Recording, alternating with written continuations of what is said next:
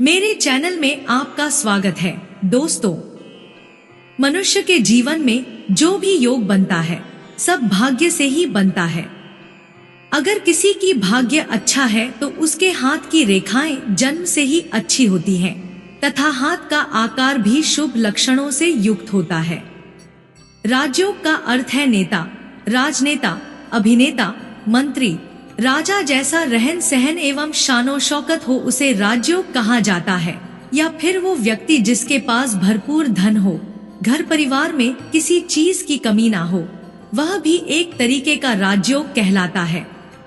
चलो दोस्तों, आज हम समझने की कोशिश करते हैं कि हाथ में 3 जरूरी रेखाएं होती हैं। यह है जीवन रेखा, मस्तिष्क रेखा और हृदय रेखा, जो कि सामान्य सभी के हाथों में होती हैं। अगर आपके हाथ की 5 उंगलियां सीधी हों तथा भाग्य रेखा शनि पर्वत की ओर प्रस्थान कर रही हो, जिसे शनि रेखा भी कहा जाता है, वह शनि का घर होता है तथा सभी उंगलियां समान स्थान से निकलती हों, कम से कम 3 उंगलियों का आधार समान होना चाहिए। मतलब यह है कि आप देख सकते हैं कि अपनी स्क्रीन में सभी एक बराबर जगह से निकली हुई हों तथा अन्य लक्षण मिलने पर राजयोग कहलाता है। दूसरा है जिनके हाथ का अंगूठा लंबा होता है। मस्तिष्क रेखा में किसी तरह का दोष नहीं पाया जाता है। दोष मतलब है कि हाथ की मस्तिष्क रेखा में कोई भी एक रेखा पर से दूसरी रेखा उसके कट रही हो, तो यह हमेशा बौद्धिक कार्य करते हैं तथा उच्च स्थान को संभालते हैं। ऐसे व्यक्तियों का हाथ बहुत कोमल और ज्यादा नाजुक होता है तथा इनमें सहनशीलता खूब होती है।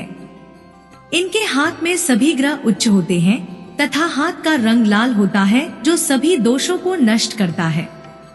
इन्हें यात्रा करने का अलग ही अपना तरीका होता है। इनका अगर आपकी शनि की उंगली मतलब यह बीच वाली उंगली जिसे मध्यमा उंगली भी कहते हैं, तो यह धन और सफलता का सूचक है।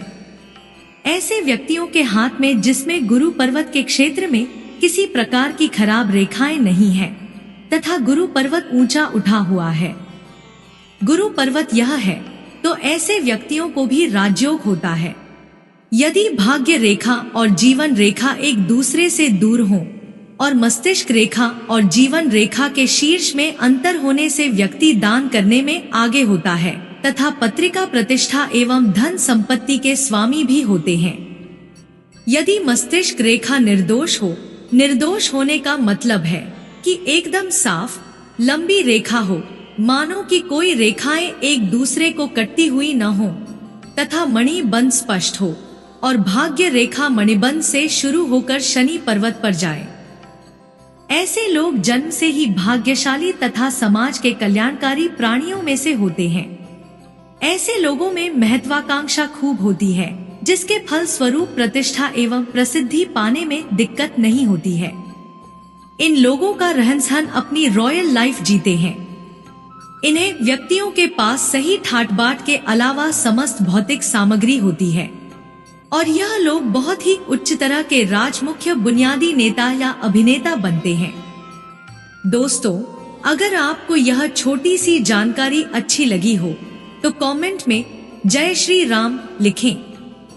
ऐसी ही और भी जानकारी लेने के लिए हमारे चैनल को सब्सक्राइब करना न भूलें और धार्मिक वीडियो देखने के लिए हमारे चैनल पर जाएं।